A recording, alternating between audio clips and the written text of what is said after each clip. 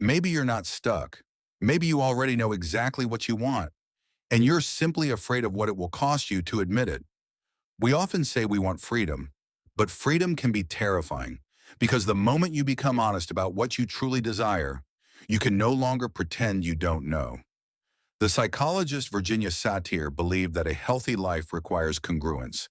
In other words, your inner experience, your words, and your actions need to become more aligned. But how often do we say, I'm fine when we're not? How often do we say yes when everything inside us is saying no? And then we wonder why our energy feels blocked. Perhaps the problem is not that life has taken our energy away. Perhaps we have spent years using it to suppress ourselves. Viktor Frankl believed that even in difficult circumstances, human beings retain a certain freedom, the freedom to choose their attitude and their response. And this freedom comes with responsibility, not the responsibility to make everyone happy, but the responsibility to stop abandoning yourself. The psychologist Rollo May wrote about the courage to create yourself. And perhaps this is what we are most afraid of, not failure, but discovering that the life we are living was never truly ours. Because your desires are not always distractions. Sometimes they are signals.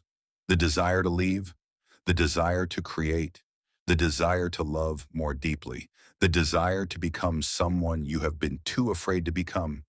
And no, you don't have to destroy your entire life overnight. You don't have to quit your job tomorrow or move to another country. But you may have to start being honest.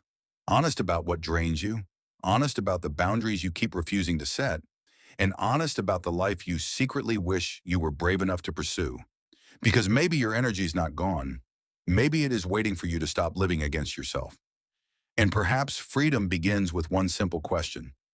What do I actually want if I stop asking everyone else for permission? Then maybe the next step is not to think about it for another year. Maybe the next step is simply to move.